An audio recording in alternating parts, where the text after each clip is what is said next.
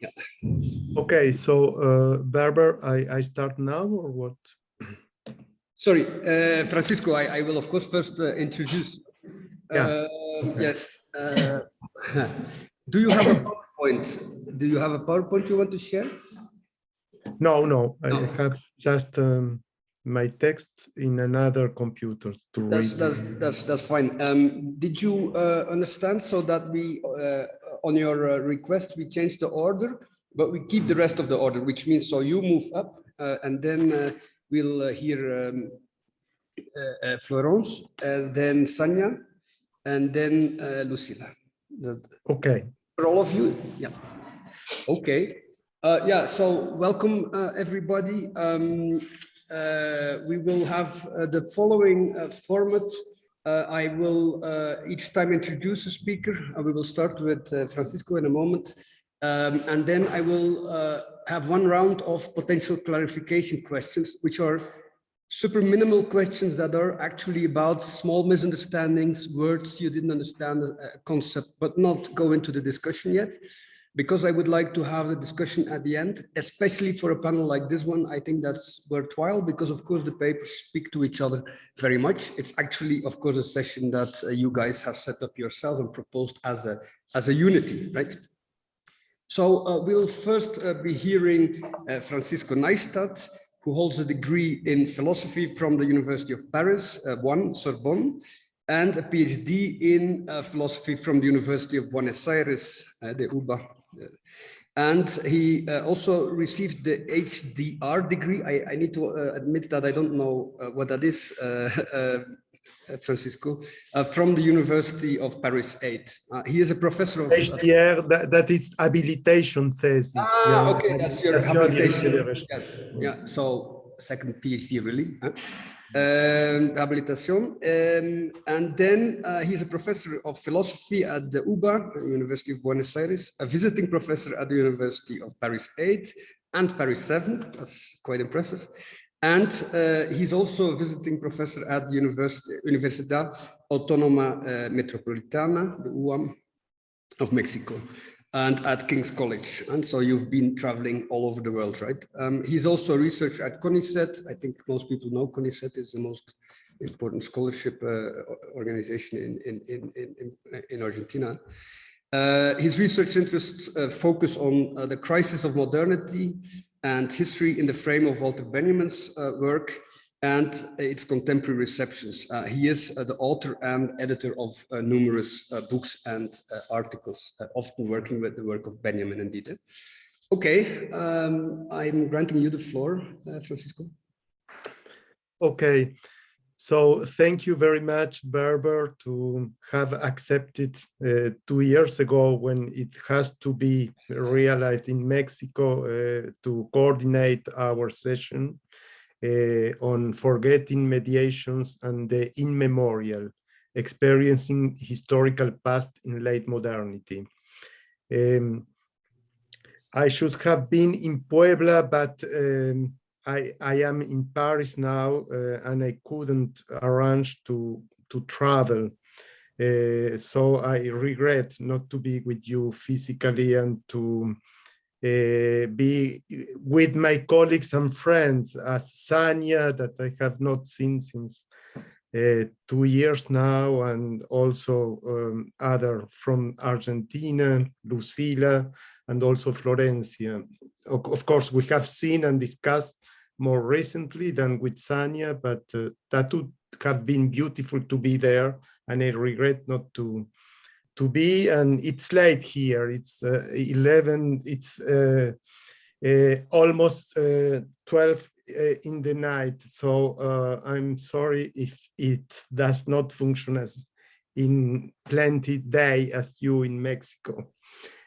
So I will begin. My title is Figures of the Immemorial in Late Modern Historical Experiences.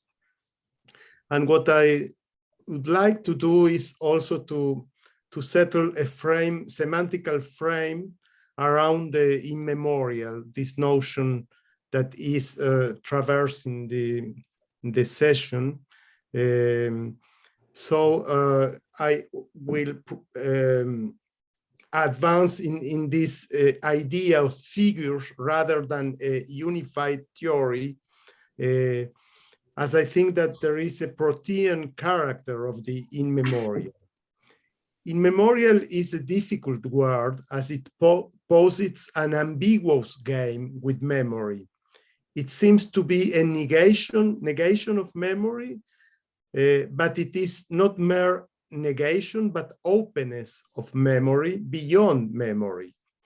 Historians and philosophers speak and did write a lot on memory, as everybody knows, memory and forgetting, but the immemorial is barely addressed in the writings of scholars. The immediate concern of immemorial is to open memory to a sort of past anterior to any power of the subject. As a phenomenologist, Geoffrey Blokel, have said in a prologue to a book of Jean-Louis Chrétien in 2001 on unforgetting. Another one that, another writer that has developed the idea of the immemorial is in the constellation of phenomenology is Levinas. He has called it a deep past in his essay, Otherwise Than Being or Beyond Essence. Autrement qu'être ou au-delà de l'essence. For him, for Levinas, I will start on him, memory is related to the past. Memory, not the immemorial, the category of memory, is related to the past and to making present the past, something that the phenomenologists after Husserl called presentification. In this sense, the function of memory has been associated with the metaphysics of presence. For instance, in Husserl's lectures on consciousness of the inner time, where it is depicted the idea of temporalization as the way by which subjective life constitutes itself amid an original flow, what Husserl called an original flow. So memory, in short, functions in phenomenology and in Husserl under the emprise of a meaning-giving subject that holds every datum in the template of the present. You can see that, for instance, on the phenomenology of consciousness of internal time, and well-known essay of Husserl. These elements of Husserl's philosophy have been challenged precisely by Levinas, Emmanuel Levinas, in this text that I have mentioned before, Otherwise Than Being or Beyond Essence. For Levinas, past becomes present in consciousness, but simultaneously there is a deep past, a deep past that slips away. This deep past touches on the point where Husserl's analysis of time and memory suppress the thought of an immemorial past.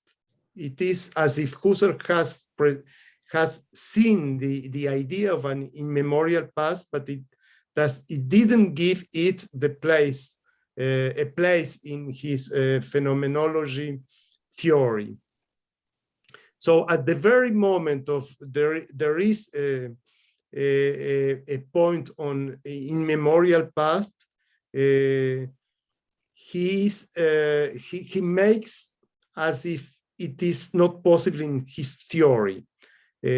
He opposed, so Levinas is opposing to Husserl on that point, arguing that this slipping away as characteristic of the deep past is in fact the occasion and the site of an originary openness at the heart of subjectivity.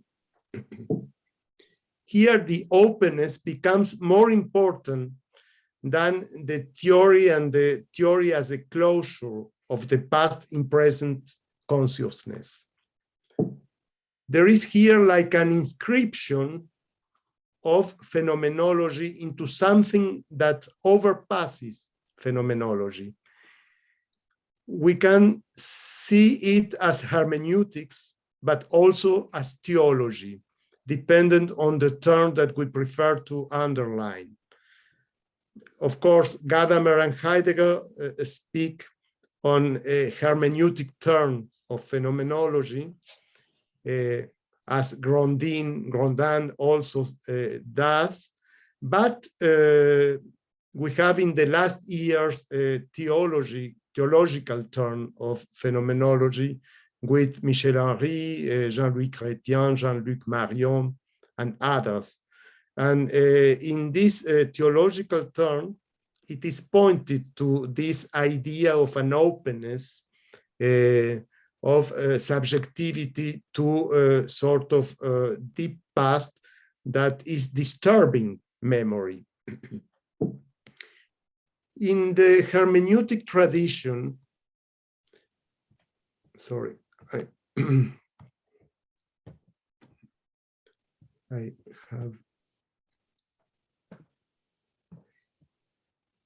In the hermeneutic tradition, the immemorial appears linked not so much to a historical value or content, but to a mode of historical being itself, which as such is neither historically explicit nor part of an self-conscious or voluntary historical memory.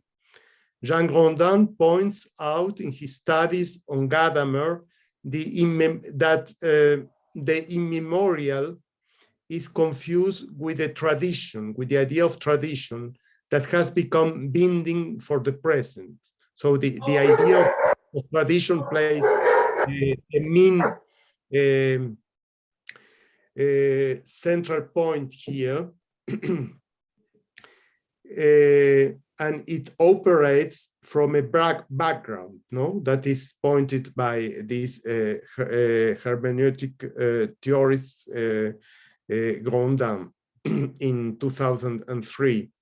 Tradition being an authority that has become anonymous, he says. So this tradition does not work as a souvenir or a representational souvenir or remembering, but it is as a background or a common ground that underlines our own memory. On Levinas's reasoning, if life is aimed at stability and closure, a relation with the immemorial is thus the source of its constant disturbance. In Levinas, the conatus, the pulsion, the desire become a blind and misguided flight into being which never pauses, as the uneasiness in Locke. At least under its own power, it never pauses. Against that, precisely, Levinas welcomed the possibility of relief that must be otherwise than being. That is, otherwise than being. And here is the plain and openness of the immemorial as a disturbance of this continuity of the flow of living. That is why he speaks of otherwise than being. Immemorial is reinscribed, therefore, within a notion of promise and hope. All of this restlessness and strife, we are told by Levinas, is like fitful slumber until we are awakened by the other. For another phenomenologist who wrote on the unforgettable, that he preferred the name of unforgettable than immemorial, is Jean-Louis Chrétien. In 2001, he wrote The Unforgettable and the Unhoped For. Here he says that life runs through this world without our catching sight of it, except in rare and exceptional moments. And these are the ones of the immemoriality or immemorial. Jean-Louis Chrétien is interested in the extremities of past that opens into memory from beyond memory. Therefore, Chrétien's preference for unforgettable over immemorial. And the idea also with of a future beyond either expectation or anticipation. That is what he called the unhoped for. It is as a sort of a eschatological future which cannot be anticipated. Sometimes what seems new in contemporary philosophy, and I will try now to switch to the antecedents in Greek philosophy of this idea of immemoriality. Sometimes what seems new in contemporary philosophy proves on closer inspection to be oldest of all. And here we can see the Greeks, where the notion of reminiscence in Plato, for instance, anamnesis, is function as a sort of immemorial, because it is not conscious for us. It is sort of non-mémoire involontaire. And you can see, for instance, that in the dialogue Menon, where the slave does not know that he has a knowledge, contrary to the common idea in epistemic logic that when you know something, you know that you know. But there, the slave that knew something, he didn't know that he knew. So this is a sort of mémoire involontaire. So it functions in Plato as this reminiscence. A term like the immemorial so has been in philosophy since Plato, signifying nothing more and nothing less than a certain form or phrase of thinking which does not know those things. There is another word also different from anamnesis, which is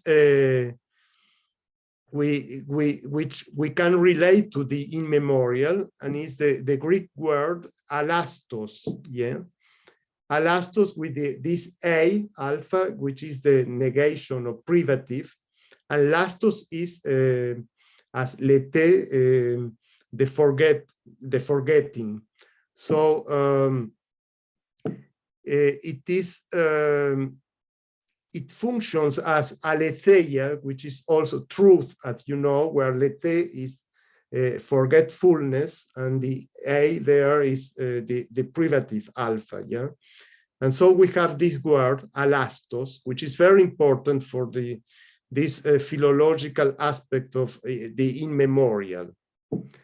Because alastos is here different of the word anamnesis, or for instance, which the Greek uses as memory or mnemosine.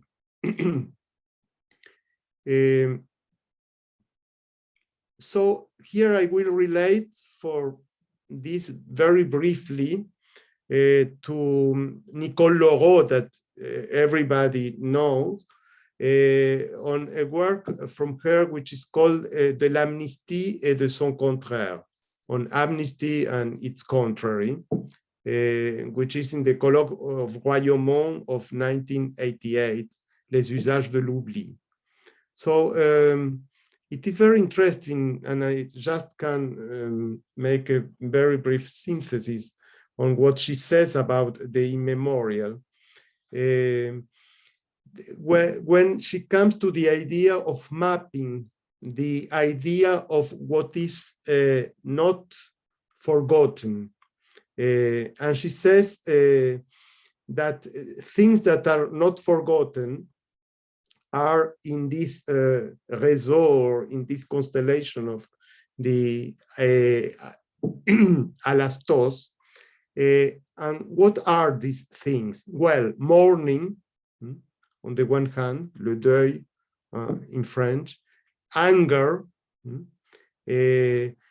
where Helens has introduced in Odyssea a drug to dissolve this kind of unforgettable, because it's painful, and only a drug can dissolve this kind of things. But it reminds that it cannot be forget. It is not conscious when taking the drug, but it is always underlying this. An example on this anger are the characters of Electra, says Nicole Leroux, and Achille, which here we have the idea of an anger which lasts and that cannot go away. So it's a sort, it functions as a sort of immemoriality. She says, of that raw memory, which hardly metaphorically is a sting, of that pine anger, which in the Iliad characters characterizes Achilles and Electra, it is in fact the perfect embodiment of anger. Electra, she's not only saying my anger does not escape me, or I do not forget my anger, but also my anger does not forget me. My anger does not forget me. And Leroux adds to this, as if only anger gave the self the courage to be all about anger, because anger is for the subject an uninterrupted presence of self to the self. This anger is as an uninterrupted presence of self to self. So she concludes that it is up to the citizen spectators assembled in the theater to guess in this anger that does not forget what for the city is the absolute danger, because the worst adversary of politics. So here the immemorial as anger functions as a very dangerous adversary of politics. And that is the treaty of here is centered in the idea of amnesty, the treaty of Leroux. So politics will try to evacuate this kind of anger. And there is the place where it will be even forbidden in Athens. This immemoriality and this idea of the anger, in order to reestablish the political order. But it will remain always as a sort of courant souterrain. Yeah? So she says, dreadful anger, and for good reason. It is from the oldest poetic tradition that tragedy borrows the notion of anger, and particularly from the epic, which from the very first word of the Iliad gives this very active affect, and the name here is menis. This is the name of what persists. The menis is the name of what is endurance or resilience, and Achilles is the example of this menis, which is an anger that subsists. And there is others, as for instance, the bereaved mothers from Demeter and also we have the characters from Demeter and Clytemnestra also in relation with this. So she concludes that were it not for Achilles, I quote, whose menace is in all Greek memories, I would willingly say that we have here a female figure of memory, which cities try to confine to the sphere of the anti or anti-political. So this is a sort of a feminine, female character, this immemorial anger or menace, which endurance, that is anti-political, and that we can find in the character of Antigone. Where precisely Antigone said there in the play of Sophocles that justice is immemorial against the political state power represented by Creon. Yeah. We'll have to start concluding because there won't be time otherwise for the others. Okay, good. So here I had shift from the phenomenology to hermeneutics and then the tradition in Greek. I will just say something on Benjamin to conclude. That starting from this notion, we would try to set the immemorial in Walter Benjamin, assuming as a hypothesis that this category, although not developed as such in Benjaminian corpus, nevertheless plays a fundamental role.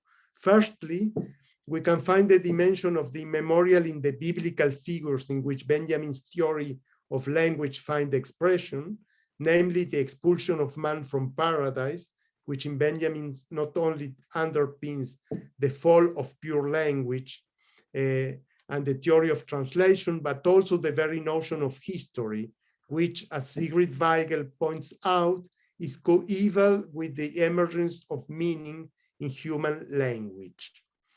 So then we have, secondly, in the idea of justice, in Zur Kritik der Gewalt, the critic of violence in relation with pure violence and divine violence, where the idea of the excess of justice in front of law represents this idea also of immemoriality.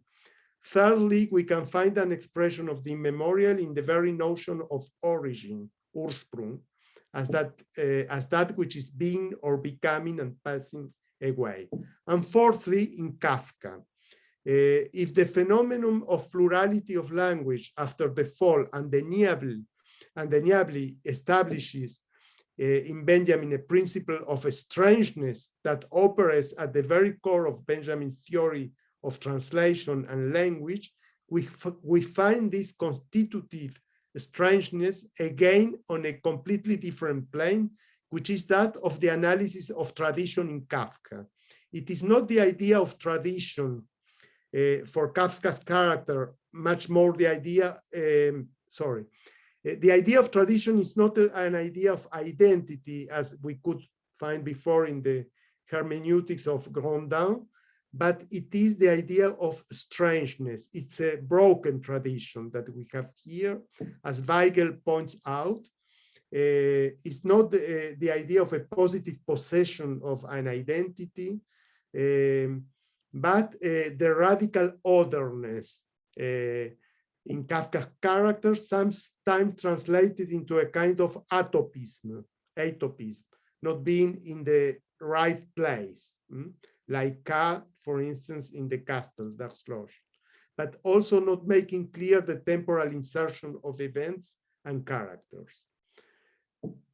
So, well, I would have liked to develop these 4 points, but I finish here just saying as conclusion that if Jean Grondin points out in his studies on Gadamer the immemorial as confused with tradition that has become binding for the present, as I said before, but which operates from a background, tradition being an authority that has become anonymous, and which is related here to the idea of a sort of paradigm framework.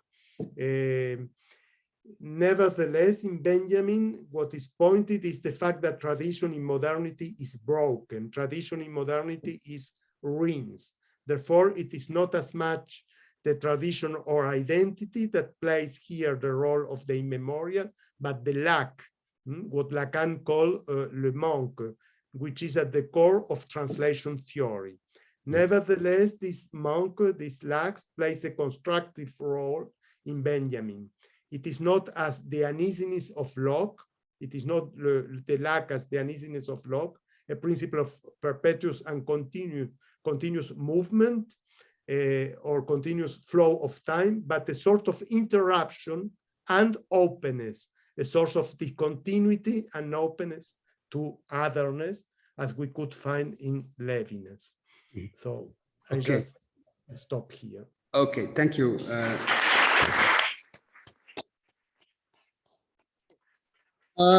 So I have the very unthankful task to stop people because we need to keep to the time. So I would like to repeat that for everybody.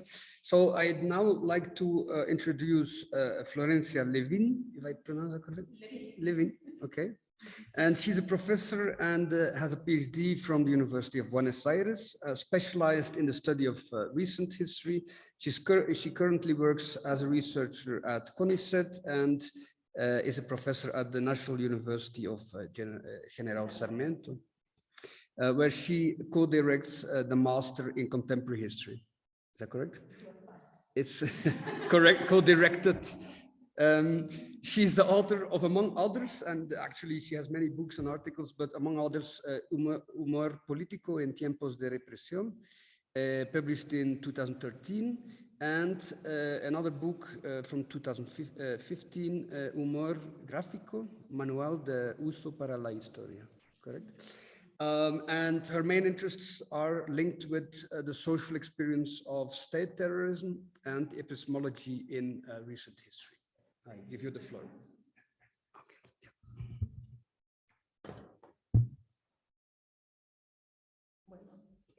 Hello, everybody. Thank you very much. Thank you very much, Francisco and Berber, who let me participate in this panel 2 years ago. I'm going to read. I'm not very comfortable with my English, but I decided to do it in English and share the ideas. My work is called Language as a Mediation Device in History as Trauma, Different Forms of Forgetting Within the Processes of Semanticization of State Terrorism in recent Argentina history. I begin with an epigraph of Jacques Lacan that said, I just point it because all of my presentation is going to do around this idea that real has not representation, but rather lieutenant. I think is the correct word of doing lieutenant. In Spanish is lugarteniente. Lieutenant. Lieutenant. Thank you very much. Lieutenant. Okay. Thank you. Okay. Well, in this presentation, I intend to inquire into the participation of language in the production of historical trauma, a dimension that arrives from the so-called catastrophic past that we are used to relate with those pasts which do not pass.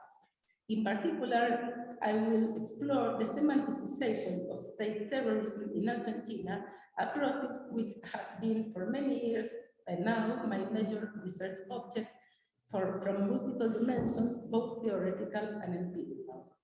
My starting point is a conceptualization already formalized in previous works, where I define the traumatic history as an effect of meaning produced by dislocation occurring within the semanticization processes of certain type of historical events, resulting in the annihilation of historical experience as the interruption of the imaginary continuum on which historical experience is assumed to develop.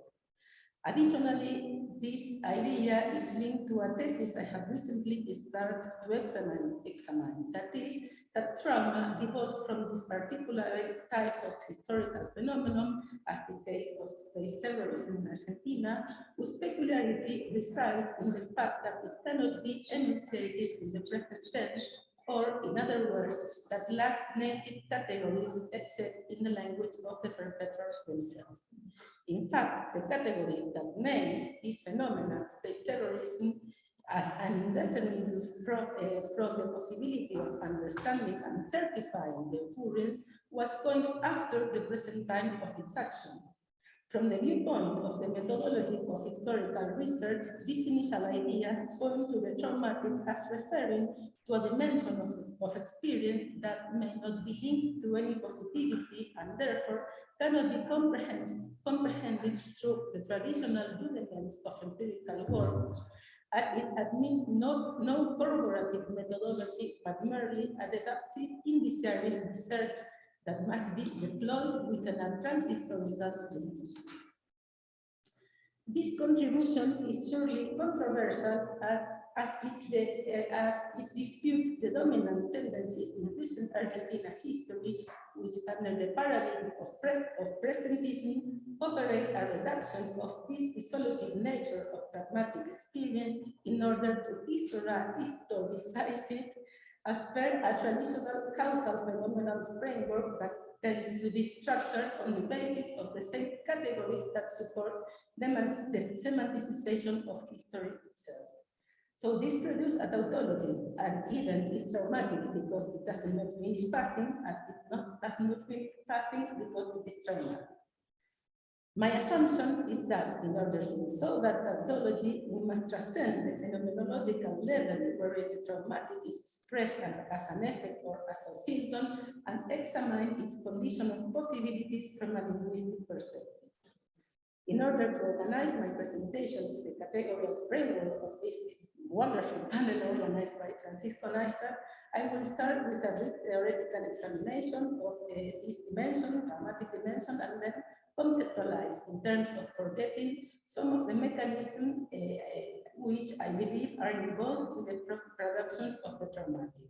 I have called them forgetting as erasure, forgetting as lack of inscription, and forgetting as memory. It must be noted that the register of social discursivity is both the core of theoretical inquiry and the empirical basis of my perspective, as I believe that the precise deposit of the raw material used to produce historical experience in its collective dimension. Therefore, the modelization I will present is also the product of a close exchange with my empirical corpus, composed of thousands and thousands of press materials published between the years in which took place the phenomenon of enforced disappearance of people and then el juicio a las juntas militares. I have chosen the epigraphy by Lacan and its implied reference to these three essential registers that conform human reality, the imaginary, the symbolic, and the real, because it promptly dissolves the illusion that still dominates a significant proportion of historiography. That is, that language is a transparent vehicle to access past phenomena. And also because it straightforwardly relocates the inquiry of scientific paradigm of causality to that of hermeneutics and the question of the meaning of the experience. But most importantly, the Lacan's epigraph introduced the dimension of the unbreachable abyss between the real and language, mediated by this lieutenant that occupies in language the space of real, thus providing an extremely valuable clue for our efforts to formalize the traumatic. Does this lieutenant have something to do with a peculiarity of the way in which the real and language are linked in this kind of historical events? I suspect that, in fact, something happened at the level of the real lieutenant, even though we cannot yet untangle it. This suspicion is made still more relevant when we verify that the whole semanticization process of this history that fostered and produced state terrorism terrorism was captured by a single and unique term, violence, that prevailed along the whole period under study, 1973-1985, as a nucleus and a vector of the primary process of semanticization of history. In the attempt to formalize the traumatic, I will resort to Frederick Jameson's contributions. The regarding of the three Lacanian old orders, published in 1977 in his extraordinary value for me essay called Imaginary and Symbolic in Lacan. Particularly useful is his critique of Saussurean structuralism, in which I find still is valid after 45 years.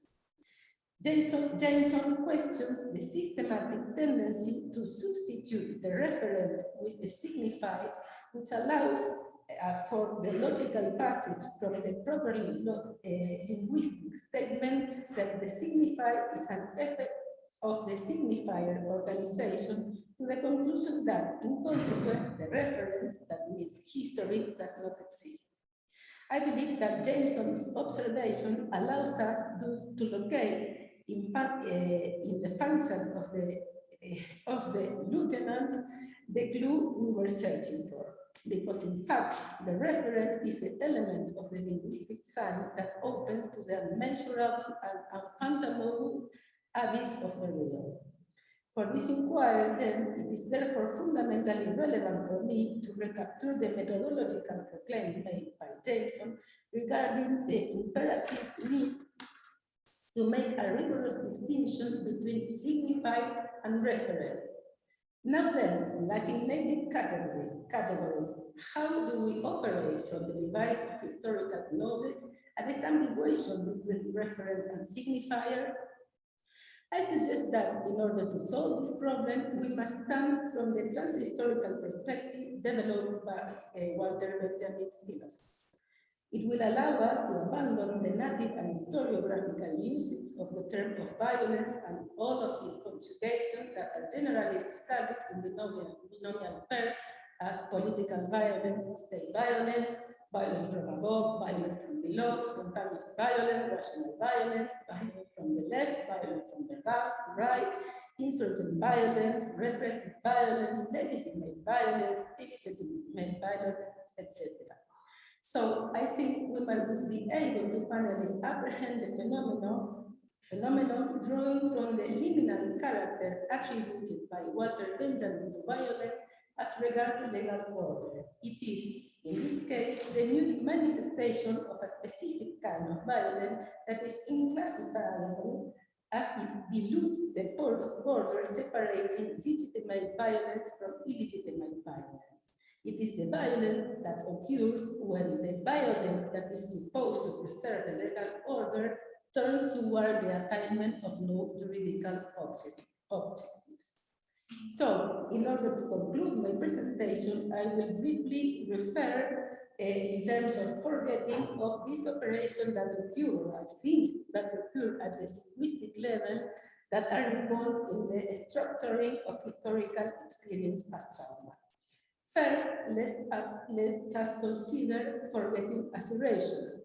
This kind of forgetting that pertains to the democratical transitional period and accounts for the disruptive aspect of the traumatic as such.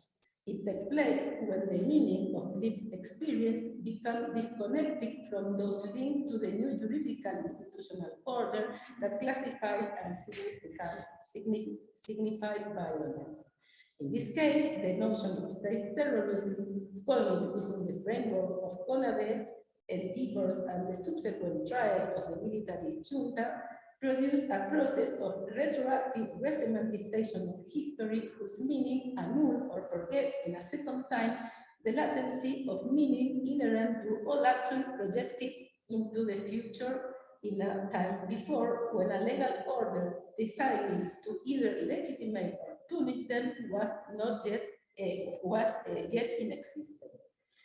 In this instance, I have taken into the consideration the notion of deferred temporality and postponed realization, both by Benjamin and Derrida,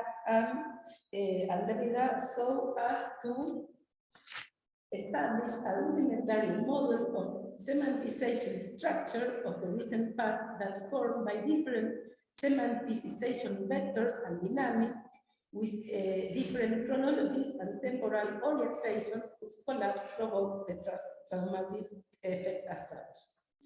Secondly, I will refer to forgetting as lack of inscription of real language. This mechanism, which pertains to the previous time, occurs at the level of the sign and, as we note above, is particularly due to the non-existence of a specific lieutenant for this kind of violence, sanctioned originally as legal, that turns against the legal order. It's a specific fault in the signifier that forfeits the relation between the note and reference. In other terms, we might say that we are in the presence of a signified lacking of signifier that affect the possibility of a truthful transaction between language and the real. As per Derrida, these are horrific moments not only due to crimes, tortures, and suffering they entail, but also because they are themselves, due to their own violence, uninterpretable or undecipherable. Finally, and very short, the last type of forgetting, I'm going to refer, I conceptualize it, forgetting as memory, in reference to the replication and naturalization of the previous forgetting in second-order operations of meaning, such as those of history and memory, that appears as failed and tautologizing device for the mediation of experience. Therefore, to conclude, we can affirm that the clandestine character of state terrorism has a condition of possibility, a correlation at the linguistic level which, via perversion of the referential function of language, permitted the weaving of a thread of continuity on the discursive surface of social semiosis within the framework of a deep and irreparable fracture.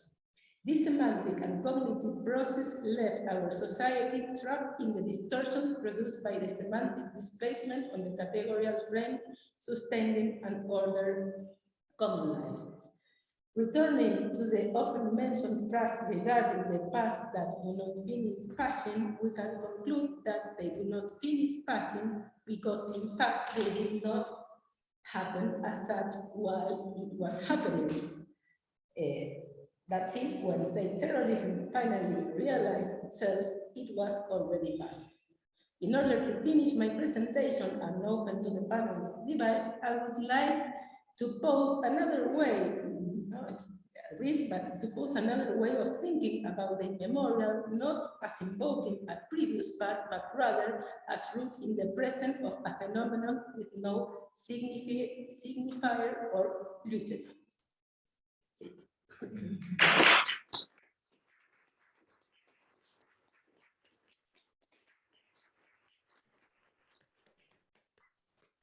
Yeah. Take this one back. Yeah, thank you. Okay, thank you for very well keeping in time. I saw you were a bit hurried because I hope I didn't terrorize you into.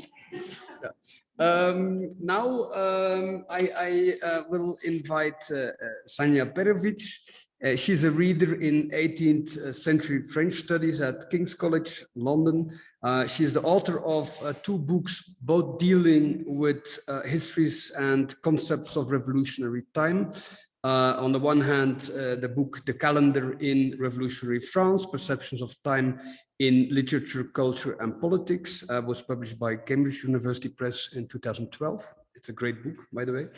And a forthcoming book on performance art entitled Performing the Revolution, Stuart Brisley's Cuts in Time, will be published by Manchester University Press. And it's in this context that you will bring the paper today, right, Sanja? Yes, okay. And I'd like to, can you hear me? Yeah.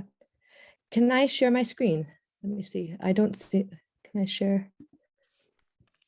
Oh, sorry. Can you share it with the green button? Yeah, it's just I have to Wait, unlock my system. Sorry, I Ah. don't use. Let's see if I've unlocked it. Can I share the screen now? It's not showing my desktop. Not yet. Open. No, it says open system preferences. It seems I can make you co-host. Is that better? Okay. Sorry, I should have said that earlier. Okay, let me try. It's still not, I have to open system preferences, security and privacy to grant access. And it's not letting me see. Let's open this. Enter my password. Sorry, unlock. Okay, let me see now. Maybe it'll work now. Sorry about that. So many different. Okay, so now let me see if it works. No, still doesn't. Oh dear. Oh. Do you know what happens when I'm opening my security and privacy and it's not letting me see my desktop essentially? Anyone know what the problem is? I have nice pictures. Okay. Okay. Would it help that we switch presentations and that you have the time to find out? Yeah. Yeah, that's a good idea. Yeah. Okay. Okay. So then I'll first now introduce Lucila Svampa. She's also a researcher at CONICET. CONICET is well presented today.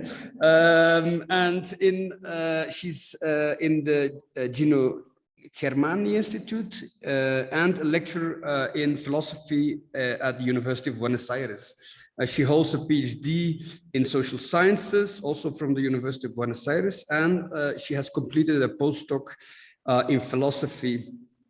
She was also a DAAD scholar, that's the German scholarship, right? Between 2014 and 2017, and is now at the von Humboldt Fellow. She's published numerous articles in journals such as Respublica, Historiografia, Daemon, and other journals. She also, well, she's published a whole lot. I think we should just give her the floor since we don't have much time. Lucila, do you hear us well? Can we hear you? Yes, thank you very much for your presentation. I would like to share my screen as well. Can I try, or maybe I should Sanja to try first? Well, we will give Sanja some time to find out what is the problem with her security status of her computer, but you should be able to share your screen now. Okay, I will try it. On this moment. So. Okay, this seems to work. Perfect. Can you see? Yes. Yeah. Thank you. Okay, first of all, I would like to thank Francisco for the organization of the panel and Berber as well. I would love to be there with you, but it was impossible for me because next week I'm traveling to Germany to make a research stay, and my life yet is a mess. So it was impossible for me to be there today. So I have this presentation on 3 dilemmas on forget. I changed a little bit the title. The original title was 3 dilemmas on forget and forgiveness, and I just keep it in forget the subject. So academic and political discussions about forgiveness usually tie this performative utterance to forget, not only on an etymological level, but also in relation to memory issues. In fact, the simultaneity between amnesty and amnesia produces an analogous effect as well when interpreting its theoretical features and its historical impact. Many analytical difficulties related to this term come to the fore. For instance, post-trauma society deal with the dualism that unites, on the one hand, memory to an ethical duty and forgiveness to impunity, on the other hand. After a responsibility is established, the possibility of forgiveness appears under the constitutional figure of the pardon or amnesty. Great disputes are brought together that oscillate between the denunciation of oblivion and the need for reconciliation. The discussions around the possibility of a pardon at the state level also question who can hold the power to pardon. Are the victims or the institutions that should reserve that right? In light of dictatorial experiences and extreme violence in some countries, two more aspects are also discussed. What type of conduct can be pardoned on the one hand, and on the other, possible condition under which forgiveness can be granted. Based on these questions, I will address this faculty from three dilemmas, recovering the contributions that Hannah Arendt, Paul Ricoeur, and Jacques Derrida have made on these subjects. The first of the dilemmas will focus on whether forgiveness should be considered only in the personal sphere, or it can be transferred to the political sphere. The second, in the pertinence of the establishment of borders to delimit what is forgivable and what is not. And finally, the third, in the unconditionality of forgiveness in the face of the demand of a counterpart. So, regarding the first dilemma, Hannah Arendt defines action as a political activity par excellence, under which man on earth has given life, marked by plurality, located in public life and inserted in a plot that exceeds individuality. It suffers from three weaknesses: the irrevocability of his product, its unpredictability, and the inability of identify authors for the product of the actions. For these three frustrations, two faculties of action appear as remedies: promise and forgiveness. We will dwell here on the latter, on forgiveness, and identify its most relevant characteristics to think about the potential of such an act in institutional and ethical terms, as a performative statement based on the definition that we can find in the text, How to Do Things with Words, written by John Austin. Asking for forgiveness and granting forgiveness are both actions that occurs when they are enunciated. For example, sorry and I forgive you.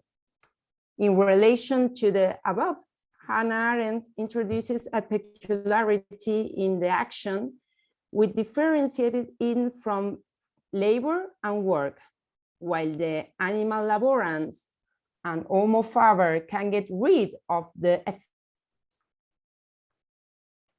effects of their activity without great inconvenience, the same does not happen when man acts. And I will read this fragment. This is from The Human Condition. We have seen that the animal laborans could be redeemed from its predicament of imprisonment in the every recurrent cycle of the life process, of being forever subject of the necessity of labor and consumption only through the mobilization of another human capacity, the capacity for making, fabricating, and producing of Homo faber, who as a toolmaker not only eases the pain and trouble of laboring, but also erects a world of durability. We saw furthermore that Homo faber could be redeemed from his predicament of meaninglessness, the devaluation of all values, and the impossibility of reading valid standards in a world determined by the category of means and ends only through the interrelated faculties of action and speech, which produces meaningful stories as naturally as fabrication produces use objects. End of the quotation. So these conditions are reduced to animal laborants and Homo faber, for whom the situation comes from an exteriority. In the case of the action, according to Arendt, on the other hand, the opportunity for redemption is located within it. Given the impossibility of predicting, the promise operates as a solution. We see here that given the irrevocability of the action, forgiveness bursts in allowing a new beginning whose sins hang like Damocles' sword over every new generation. From this fragment I just read, we will allow ourselves to dwell on two elements. In the first place, the charge that Arendt refers to by alluding to the sword of Damocles seems to be directed towards a threat against the action itself.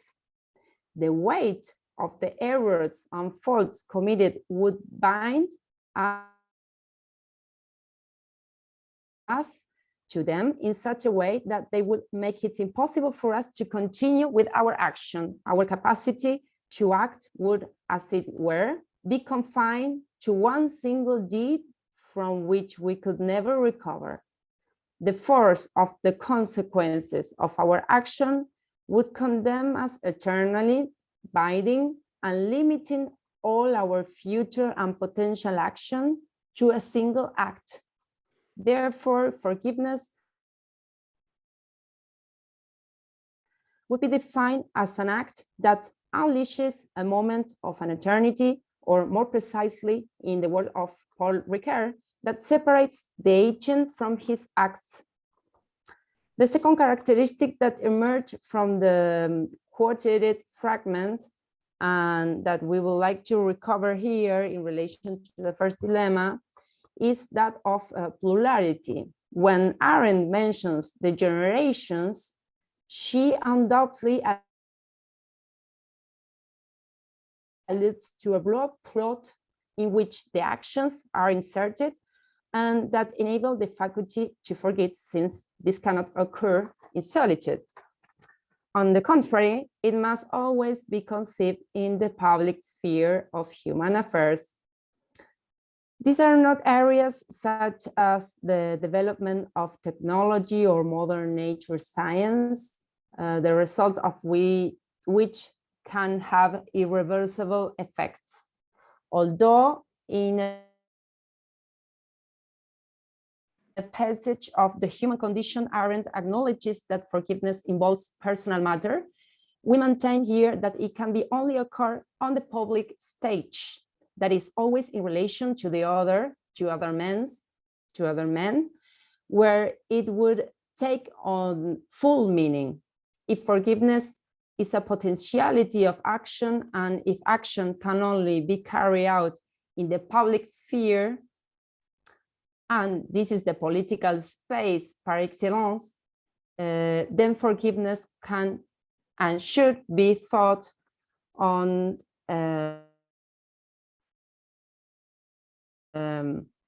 plurality in the public sphere.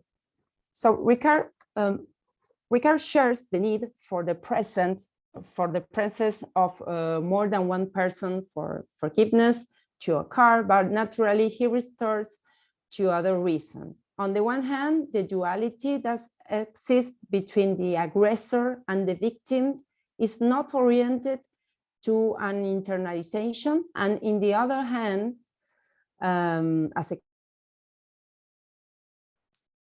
consequence of the above, forgiveness needs a vertical structure between the one who confesses and the one who grants forgiveness.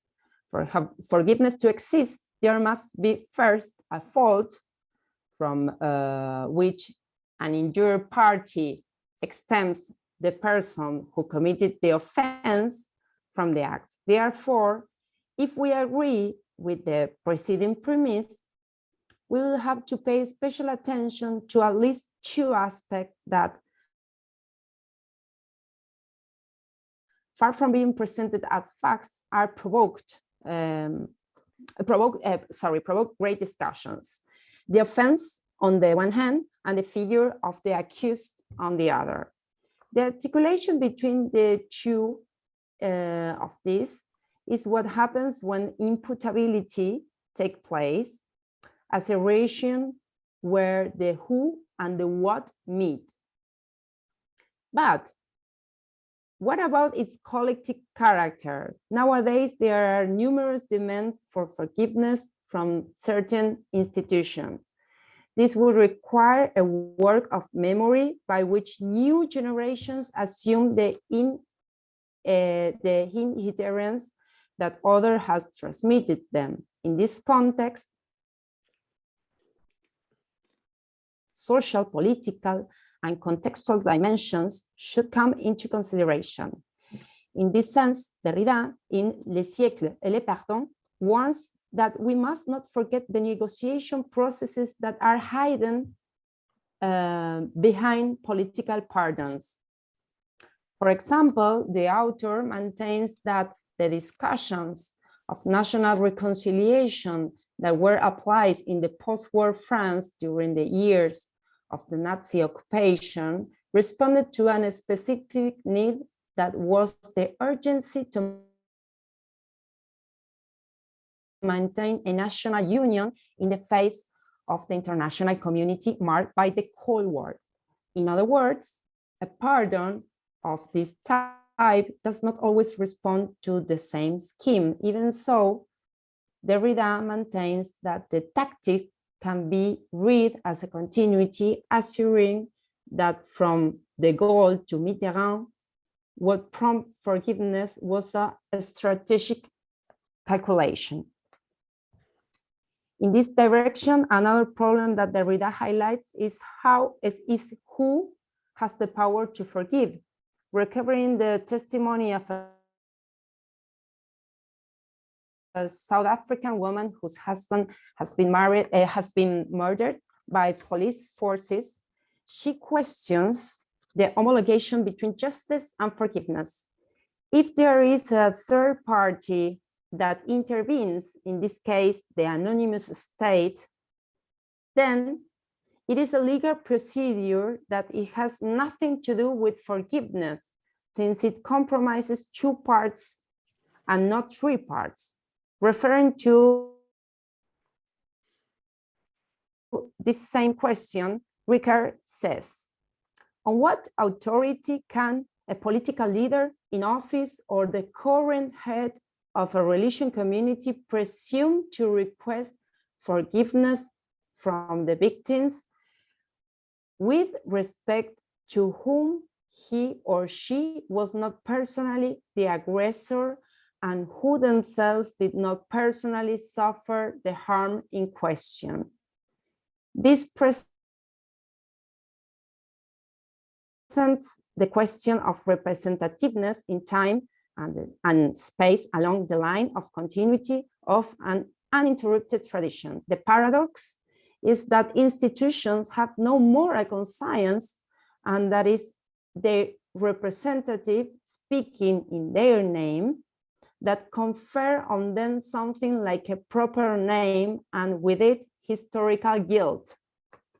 End of quotation. In short, it is possible to distinguish two parts of for this analysis. On the one hand, politics, and on the other, ethics, which exceed institutional mechanism. The first case referred to a definition of sovereignty, and now I would like to quote a short fragment of Derrida. It says, each time forgiveness is effectively exercised, it seems to suppose some sovereign power.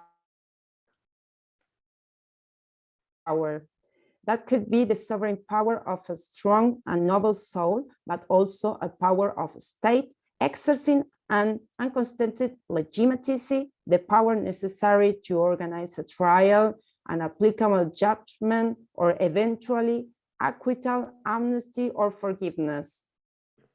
As Jankelevich and Hannah Arendt claims, one only forgives where one can judge and punish, therefore evaluate then the putting into place the institution of an instance of judgment suppose a power, a force, a sovereignty. As we said before, and end of quotation. As we said before, in institutional terms, the paradigmatic case is that of amnesty. It is a question of grace right, whose power is generally held by heads of state. As Ricard rightly stated, the privilege goes back to monarchical periods, but nowadays it generally takes place in scenarios of serious political disorder that affect social peace. Usually violent, to which amnesty would come to put an end. So the first dilemma would then be resolved by accepting forgiveness on a political level, but assuming that its characteristics cannot be the same on the personal level.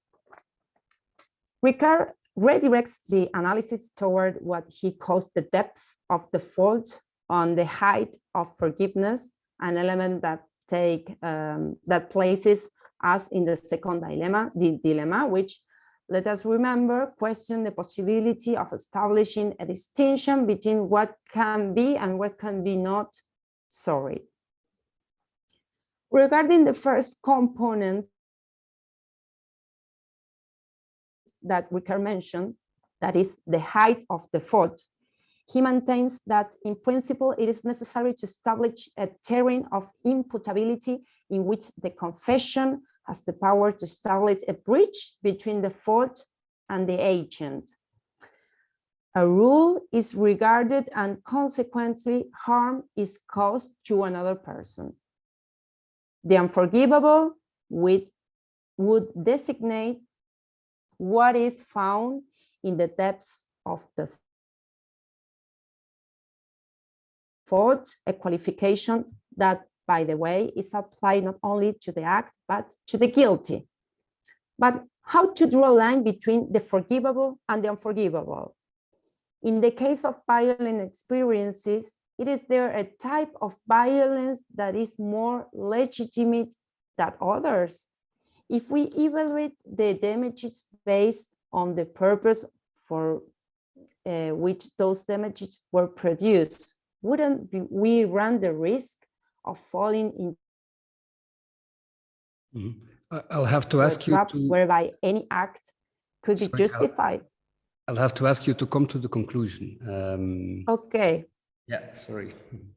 Okay, so I will finish the second dilemma and that's all. So for her part, Hannah Arendt recovers the biblical tradition of forgiveness where sin occurs as something daily and almost inevitable. Through forgiveness, a kind of exoneration is produced that make men free in the sense of not being considered by a past sin. That is why forgiveness is distinguished from revenge. The latter is a reaction that unleashes a circularity. Instead of putting an end to the effects of a sin, individuals are changed in successive reaction to set forth. Forgiveness is then the unexpected, what does not fit within the predictable and the automatic reaction of men. So there is the first distinction, and this here Arendt adds another distinction: punishment as an alternative to forgiveness. Both, unlike revenge, close a circle, giving a finish to what happens from the fault in question.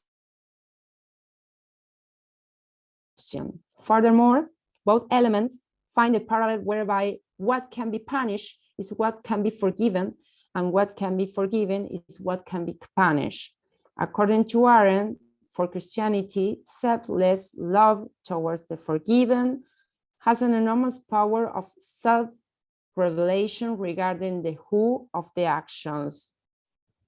So there is an idea of surrender and unconditionality with respect to the one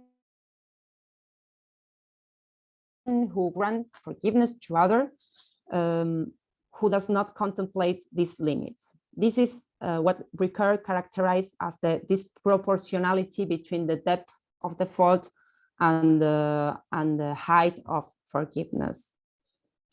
To conclude, just with this second dilemma, Derrida indicates that there are no borders to define forgiveness. There is not up to here we can forgive, and from here you cannot forgive. He argues that if forgiveness occurs on something that is considered forgivable, then its meaning would vanish.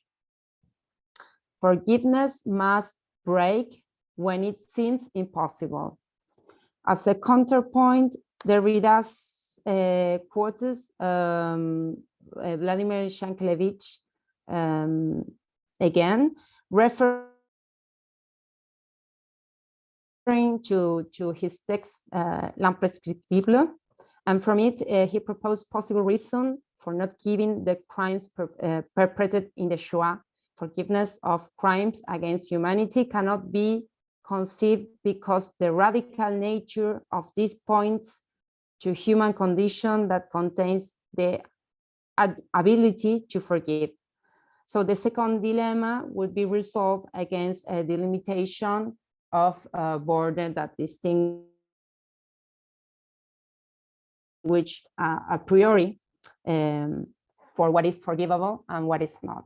Well, thank you very much. I'm sorry I didn't have enough time. My fault. Thanks.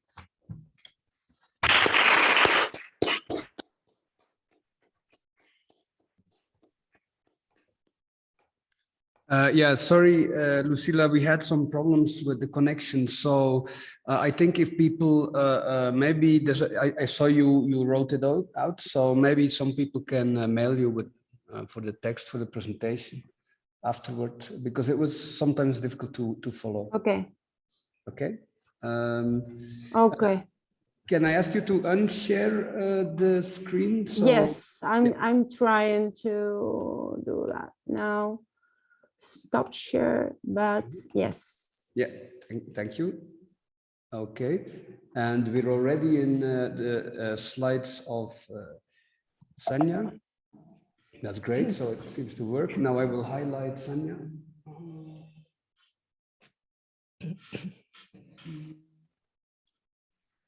Shall I begin then? Yes. Yes. So I hope my connection's better. I don't know. We seem to be breaking down with too much Zoom. So my presentation today is prompted by two questions. First, how do we relate the past that is remembered or recorded or registered in some way to what is forgotten, by far the greatest part of the past? And how do we recover the futures of the past, the hopes and intentions that are unfulfilled or can potentially be completed at some future time?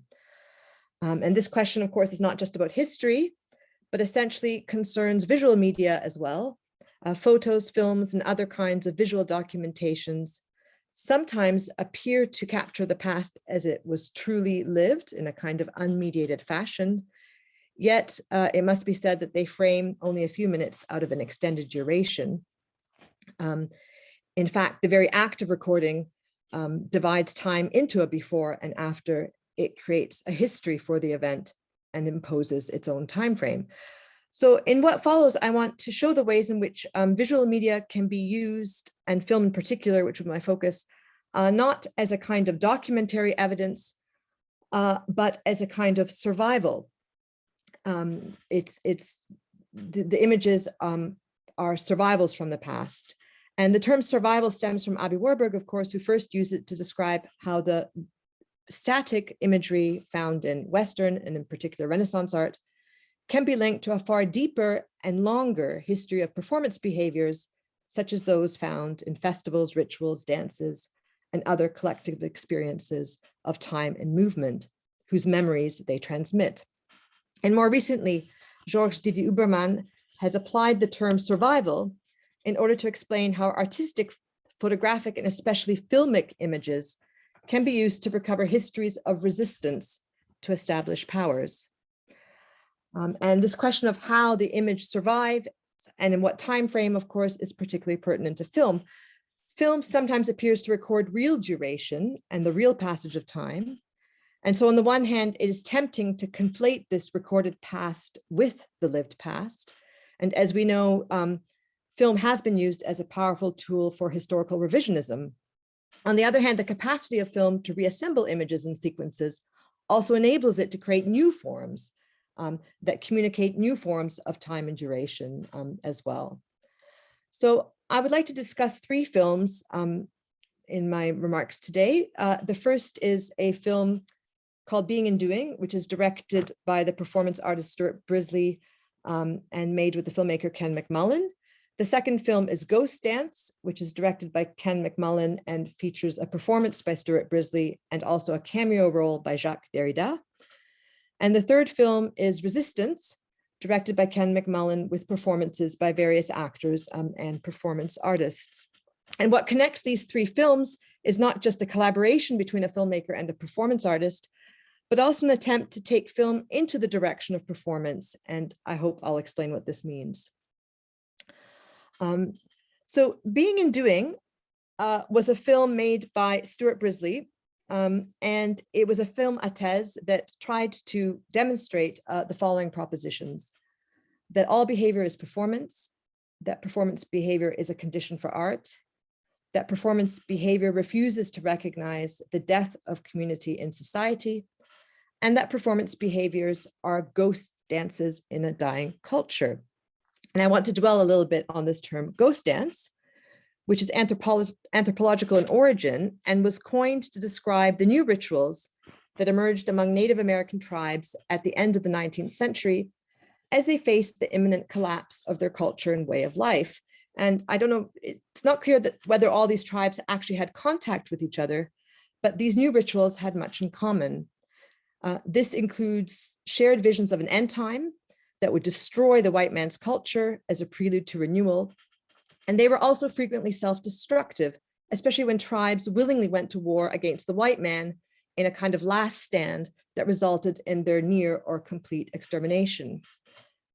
In a popular book of the same name published in 1970, the American anthropologist Weston LaBarre expanded the term ghost dance to show how dying cultures all over the world and across time have created new rituals to express the experience of living in an aftermath. Although often regressive, for LaBarre, these rituals serve as vital sources of resistance to an ascendant or dominant culture. And he uses the term shaman to describe what he calls a kind of pathological individual who manages to convince others to share his visions of a radical break with the past. So what does all this have to do with a film about performance art? Well, we know that a number of artists and filmmakers working in the 1970s have been attracted to the notion of the ghost dance to describe a perceived loss of social function for art. Joseph Beuys, for example, has prominently associated himself with the figure of the shaman. But there is a second reason that relates directly to the theme of this conference. This is because these Native American ghost dances coincided with the early history of film. If they have survived, it is because they were registered by photos and through devices such as the kinetoscope, which created the illusion of movement by using a strip of sequential images. And this is what you see here on the slide. This is just one still. It's about a 30-second film that you could see at the Library of Congress. And it constructs this illusion of image by very closely putting one sequence of images after another. And this point is key. What these recordings preserve is not the actual duration of a ghost dance, but the illusion of movement. They are spectral images. And secondly, these recordings took place after the crushing defeat of Native American culture and society at Wounded Knee in 1890. They recreated, in other words, not just the movement of the ritual dance as a kind of spectral impression, but they also captured the reality of the disappearance of the dancers themselves. The ritual dance appears in these films as doubly absent. Philippe Alain Michaud has suggested that these early recordings of ghost dances influenced Warburg's own understanding of a survival. In fact, during his travels to Arizona and New Mexico, Warburg observed ritual dances that were already types of ghost dances. The antelope dance of the Pueblo people, for instance, was performed more than 3 generations after the disappearance of the antelope herds. And so what these films capture and what Warburg also observed were performances that were no longer embedded in tradition. In some cases, they had almost already become folkloric spectacles. And I think this point is key. Because they're no longer embedded in tradition, they are survivals. They mark a break in tradition. And this makes them also sites of resistance. How then can film be used to communicate a countercultural history of resistance? So just to return briefly to the film Being and Doing, this film adopts the methods of expanded cinema to communicate a vision of performance art as a similar kind of ghost dance. And expanded cinema is just an attempt to sort of break apart all the different structures of communication that commercial film holds together in a kind of seamless unity. In this particular film, it consists of a series of footages and photographs from other performance artists, notably from Eastern Europe. And these are juxtaposed with footage of folk rituals that are still practiced in England today. One of them is the Haxikhood, which takes place every January 6th, and essentially involves men kicking a ball or a sack, something in a kind of scrum towards one of 4 pubs over a field. And here you see footage of these people singing old plowman songs. And here you see an example of them gathering as dusk falls to kick this leather sack or ball. But what's interesting about this film is not just that it juxtaposes performance art done by self-conscious artists with these sorts of rituals without spectators, but it also insists on a process of temporal layering. It has a narrative voiceover, it has a lot of eyewitness statements, but very often these eyewitness statements might be talking about a performance that's not the one that we are actually seeing. And this layering of different narrative points of view with non-corresponding images and an atmospheric soundtrack all draw attention to the multiple durations through which an event is recorded, remembered, and remediated. And this is important because the aim in this film is to capture the performance event as a kind of ghost dance, a site of resistance that attempts to communicate multiple futures to the audience and not just the one that becomes dominant. And I've been working a lot on performance art in the last couple of years, and it's quite striking how vulnerable an art form it is. And you often have the same narrative or the same history of the event that just circulates over and over again. And this film is an attempt to break that apart. The next film I want to discuss is Ghost Dance. And this film explicitly takes up the role of the artist as a shaman, someone who voices futures that remain unfulfilled. And it explores how a world thoroughly mediated by electronic technology might lead to a revival, an anachronistic revival of a belief in ghosts. So in the film, Jacques Derrida, you see him here, who plays himself, elaborates on the meaning of ghost dance. He observes that ghosts arise whenever the normal processes of mourning are interrupted for some reason. And he says that such ghosts are not confined to the past, but in a world increasingly mediated by images, even the future belongs to ghosts. And here you hear him saying, here the ghost is me. And given that this we're situated here today, it's also a ghost that speaks, of course, from beyond the grave, a young Jacques Derrida. In a particularly interesting set of sequences, ghost dance returns several times to a pivotal event in French history, namely the downfall of the Paris Commune.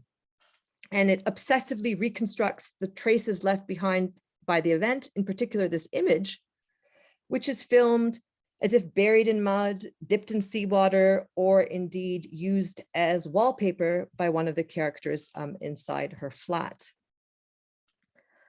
The film also films the actors being interviewed beside the wall in the Père Lachaise cemetery, the place where 147 communards, including women and children, were executed.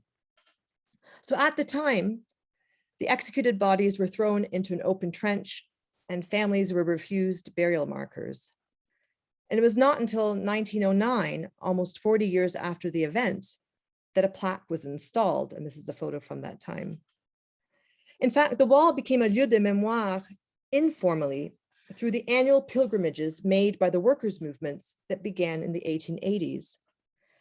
And even today, the city bears little or no trace almost of the maybe 10,000, 15,000, some people say 20,000 estimated victims killed by the French government. In an interview by the film director taken in 2004, and you can find a series of interviews if you look at the film now, it comes with the DVD.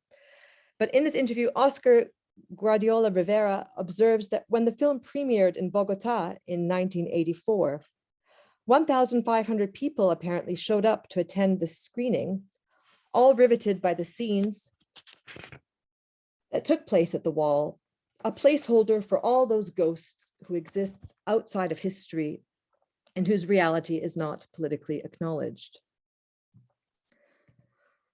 So my final example is the third film, Resistance from 1976. And this is a film about French fighters who fought against the occupation during the Second World War. But it also is about resistance in a broader sense. What is it that resists or survives, even if not included, or precisely because it's excluded by dominant histories? Its pretext was the discovery by the British historian Rod Kedward of the transcript of a group therapy session undertaken by 5 French resistance heroes who in 1948 found themselves in various stages of mental breakdown. Some had committed unheroic crimes, others were haunted by memories of wartime betrayal. And all this was at odds with the national mythology of resistance that had been constructed in France since the war. And it's interesting because Rod Kedward since then, and especially after the death of de Gaulle, has become widely acknowledged by French historians as a leading historiographer of the resistance. But what makes the film especially interesting is that it asked its actors, who also included performance artists, to improvise over a period of 24 hours, a situation based on the script in front of a practicing psychoanalyst. So the traumas of the historical actors were thus expressed through the conscious and unconscious desires of the film's participants. And this is what we actually see. As the narrative voiceover remarks, improvisation tends to throw up realities amongst its fictions. The participants' own realities come through, resisting the stories imposed on them. And this double investigation of resistance of the original historical protagonists in 1948 and that of the filmed participants in 1975 was juxtaposed with photographical and filmed documentation of historical acts of resistance. So for example, just to give an example, the backstory of one of the characters who had been a communist before he was excommunicated by the party in the 1930s is expressed through footage of the May Day March in Paris 1934, which had been broken up by right-wing rioters. So the film plays a lot with different aspects. So just to conclude, I want to return to my original question, which is how can film and other media be used to recover the live dimension of historical events, including those aspects of the past that are forgotten or occluded by official memory cultures and narratives. Through temporal layering, all three films point to the multiple durations that make up any lived past. They explore how what survives is invariably conditioned by diverse kinds of forgetting, as Florencia has in fact just shown us. Revisionism, repression, erasure, lack of inscription, but also communicative, informal, or other kinds of memories, rituals which are used to resist the assimilation of the past within dominant cultures. And finally, the aim is to use film, obviously not as documentary evidence, but also not to create an illusion of continuity with the past, but rather to reveal film itself as a medium constructed out of what is discontinuous.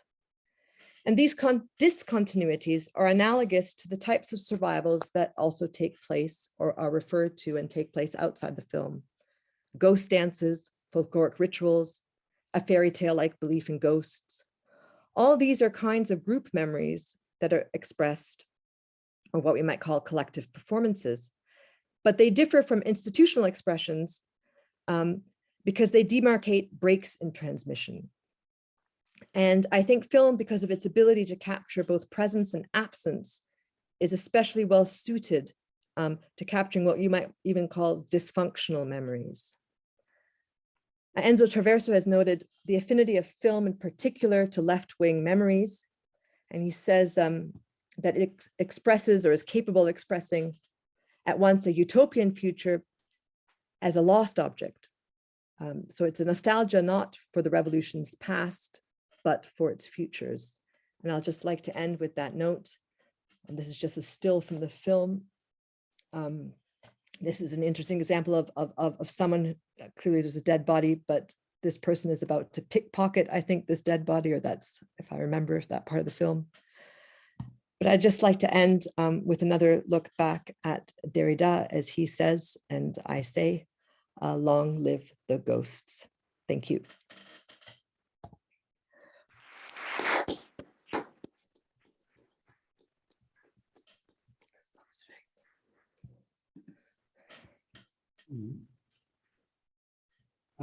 Okay, I will now open the floor for questions. Let me just unpin Sanja so we can see the one who is speaking. A moment.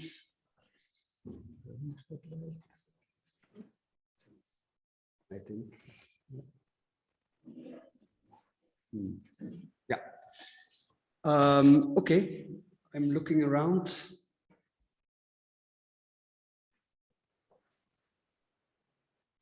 Takes some time. There's a lot to digest, of course.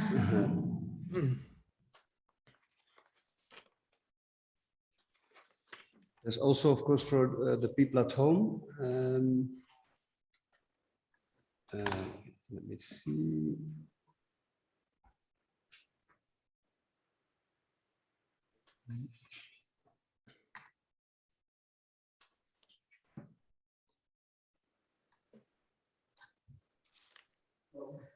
Yeah. Okay, a bad question. Well, okay. Hi, Sanja. I was just thinking, I have never heard of this filmmaker, and I was really very intrigued and thinking about going home and start Googling it. But I was also thinking of, for what I could understand, there's a, in one of his films, I think it's which one was it? The second one, Ghost Dance. He establishes the kind of discontinuity with the memory of the commune, if I understood correctly. And suddenly I remembered another more or less contemporary film about the commune, Peter Watkins' La Commune, precisely, where he kind of tries to do the exact opposite. And so it's this experiment with amateur actors that are reenacting the discussions of the commune, and suddenly in the film, it's a very long film, they actually start discussing their present in the late 1990s France. So can you say something about this apparent opposition between these two filmic approaches to the same event? Does this make sense? It does make sense, and I have to confess that I haven't seen La Commune, even though I wanted to, because it's quite a long film, and not often. Yeah, it's a 6-hour film, isn't it, or even longer? I guess the key thing I would say is on this term reenactment. The Ken McMullen, both his films, don't reenact a script. And in a way, one wonders sometimes if there is a script. Very often the actors seem to go off script. Derrida has many talking points, other people have many talking points, and it seems more like improvisations. And in the film Resistance, there isn't a script because it's supposed to replicate a psychoanalytic session, and the actual performers are supposed to recall and use their own memory to kind of relive the characters. So I guess that would be one thing that I would ask you, who've seen maybe the Watkins film, about how important or not you think that attempt to reenact a script might be. If they're actually repeating whole scenarios or just fragments of the script. Question whether they in La Commune work around scripts only partly. They do improvise a lot. I mean, yes, there are lots of improvisation. Yeah. And I think that But in the Ghost Dance, there's no script from that time period. It's all playing with that image, actually, that specifically that image and the wall and yeah. I don't really know how much the film was staged. Actually, I already read something about it, but it's always very difficult to trace the line between what was in the script and then what was improvised by the people. But the goal is clearly to try to create a link between. But certainly the goal is always to try to move something that's potentially theatrical towards something that's performative, and by that is something that's live, and that can only be experienced once, or it's recorded, but what the actors are doing can only be done once if they're improvising. Yeah. Are there any? Because I'd like to. I mean, I'd like to really. I think it's a really good tip of Louis. I mean, this La Commune of Watkins is. I'm completely amazed by that movie in terms of how it thinks about history, and I've seen it. I think in the meanwhile, 10 years ago or 12 years ago, with a lot of friends, and it's amazing. It can keep your attention for this almost 6 hours. And he works with amateur actors, asks them to study their role themselves, and then they reenact. In a certain sense, it's on a stage. It starts with two television groups. That so he thinks about what is the role. What would the revolution be like if there were media coverage as we have it today? So he plays a lot. He does it in other movies as well, with current contemporary war reportages and so on. So the film starts with there's a TV Commune and a TV Versailles, clearly standing for the other sides. It's a reflection on how you show images of violence, whether it's a form of exhibitionism or whether it's vulgar or not. There's reflections on what kind of resistance can we have today. He constantly interrupts his actors. They would stand on the barricades. So there is the reenactment in the sense that it's, so he rented an old factory for 3 weeks roundabout, in which they literally reenacted a commune to make this movie. And he placed ads in both conservative right-wing magazines as left-wing. He had refugees, and so he really wanted among his, hardly works with professional actors. His son is one of them, and there's somebody else, but the rest are amateurs. And he would constantly reflect on violence, on legitimacy of what would you do today? And then they would jump, and some of them would, it's absolutely fascinating movie, I would say. Of course, as very often it hides a little bit that, so he lets it play, he installed all kinds of microphones in the roofs of that factory, so he could actually, with his camera, walk around and the play is being played. It's not a play because it's for a big, I mean, it's a script because everybody knows it. Everybody knows it ends bad, and it of course ends also with the pictures of the communards being, you know, the ones you showed, the absolutely horrible pictures, of course. But nobody knows when they will be filmed, right? And he just, because they have to play that, and he moves around with his camera. It's absolutely fascinating, in my opinion. He also brings a completely fictional figure who is a journalist and who says, so you are, you know, he's being interviewed and said, I am completely fictional. My role in this film is to basically bring in how media worked at that time and so on. And it's completely anachronistic. There's television stations on set and so on and so on. But the emotions are incredibly real. I mean, I've never seen more authentic scenes than that. For example, it's about the experiment with the teaching, trying to change the schools, teaching taking the schools from the church and having state schools. So there's these enactments where there's children in a classroom, there's bombing going on outside, which is only sound.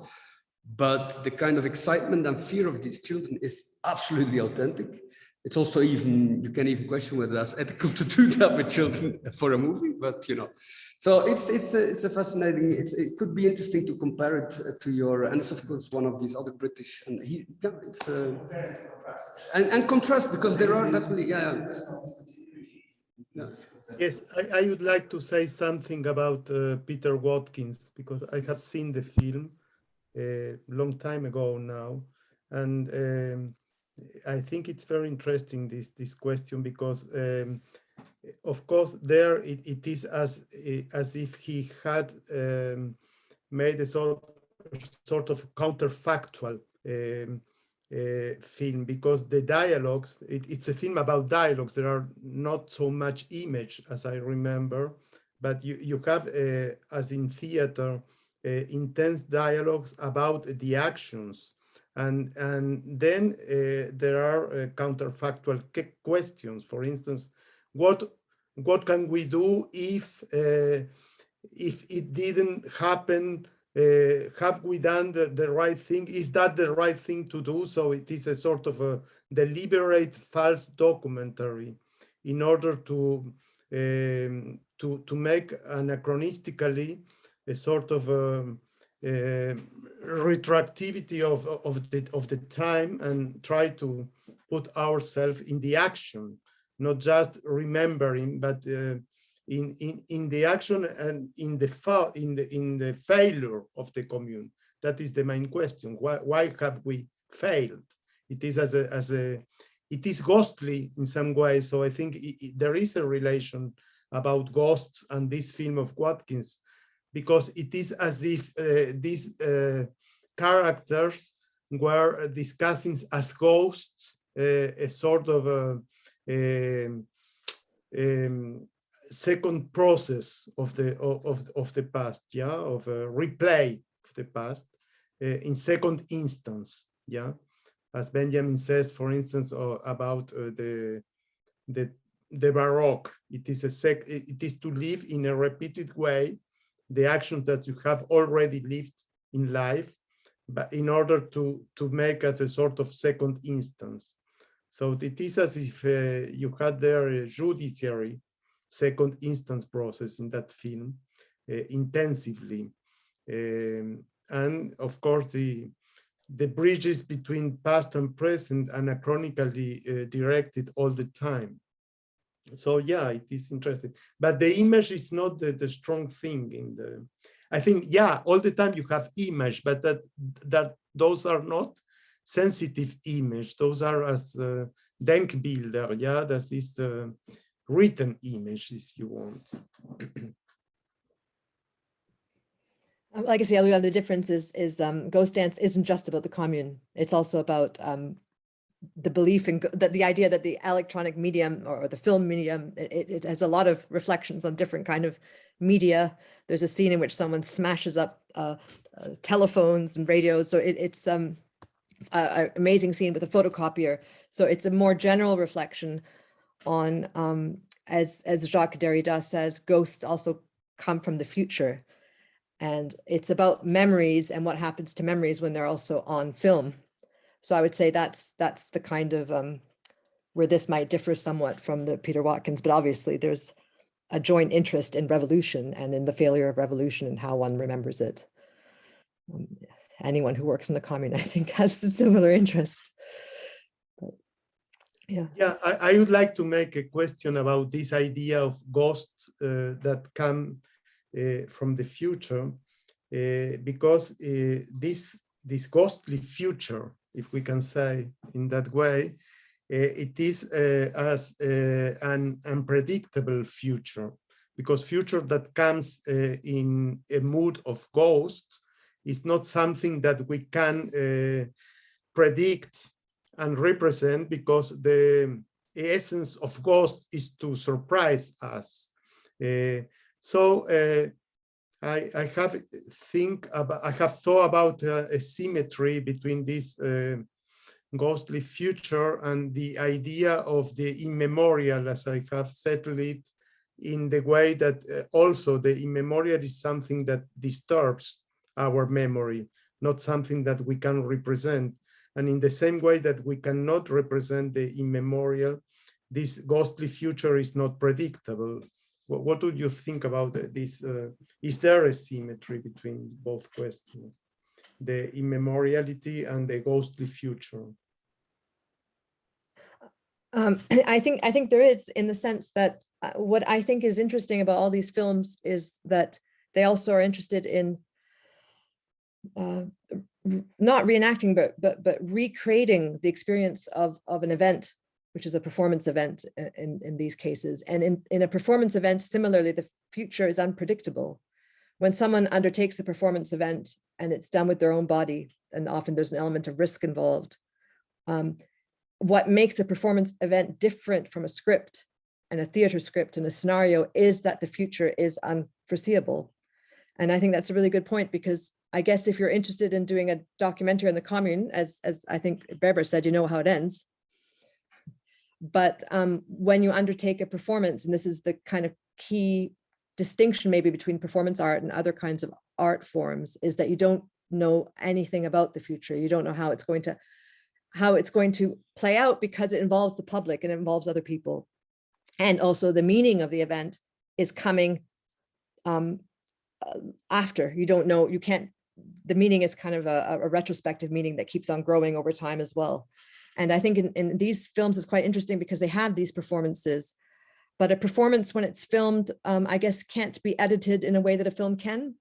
So there's an element within the films to do something that's not film, essentially, or to include within it something that's not film, because I think film, you can control very easily the future. You can cut and splice and edit and do all sorts of things. So there's an attempt to, I guess, get closer to a real experience of time, which is the way events are experienced in their own time, when we don't know what the future, they're contingent. So maybe there's something to be said there about the disruptive, interruptive nature of the event, which is different from how events are represented, which might also go to what Florencia was saying. And I'm sorry, the sound quality was bad, but it sounded like very similar, that there's a kind of gap between the event as it's experienced and the signified and the represented, which I thought was really interesting. Eugenia, you want to? Yeah, actually, Florencia, actually. because I've heard you many times, and I know you're very knowledgeable about the about this whole recent memory and recent past. And there's something that in the last concept that you were bringing forth, which was forgetting, that you were commenting on, there was forgetting through memory. As memory, and I thought that was very interesting to think. Every time I hear this analysis, this linguistic analysis of how memory is built or forgetting is built, I get the feeling that what's difficult to analyze, or doesn't seem to be analyzed through this strategy, let's say the linguistic strategy, is the political agenda involved in building these narratives, these narrativizations of the past that turn them into something forgotten. I think it's interesting to think how through building memory, we can turn something into something that's gone, a past that has passed. But I don't see how we can access the agenda, the political agenda there is behind that, through a linguistic analysis. So if you would care to comment on that. Yeah. La pregunta es la relación entre la dimensión lingüística y la agenda política. ¿Cómo se puede, a través del análisis lingüístico, acceder a la dimensión política de la agenda que moviliza la construcción de una memoria que en realidad, a mi entender, tiene la intención de olvidar? Bueno, ahí la cuestión de la intencionalidad nos lleva a una dimensión que en verdad tampoco se lleva muy bien con lo inmemorial, ¿no es cierto? Porque ahí hay una articulación que hay que pensar bien cómo se estructura, pero el lenguaje estructura la realidad como tal. Entonces, y es un... I'm sorry, you can then translate back for the others. Es un tema muy importante que se vincula con los principales debates de la historiografía de la historia reciente, que en general se entraman en la relación entre consenso y resistencia. Entonces, sacar toda esa perspectiva presente y trasladarla a una dimensión transhistórica, yo creo que la clave ahí no es tanto la dimensión lingüística, en realidad yo diría la materialidad del lenguaje, como lo trabaja Jameson, sino sobre todo la posibilidad de ver a través de la historia, ¿no? En la transhistoria, cómo hay esta dialéctica en la que el lenguaje constituye la realidad, pero al mismo tiempo la realidad constituye el lenguaje en una fuerza y en una dimensión de choque de fuerzas que efectivamente es político efectivamente. Sorry, in English, I think my question is, does an agency, political agency, get a little bit diluted when we think of language as being the producer of reality? It's both. I think that the term violence allows all of these processes. I think that there are relationships between the pragmatic history and the trans history. No sé si te puedo decir. Sí. Okay, thanks. I think unless there's a last question, it's time is up. But I would like to thank the speakers, both here as well as at home.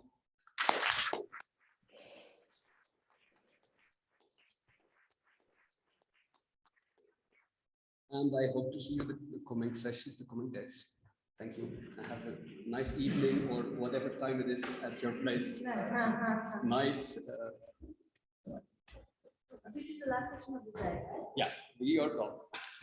Okay, so we're all Surprise session. We all finish at midnight. Yeah. In solidarity with the people of. I was. Yeah.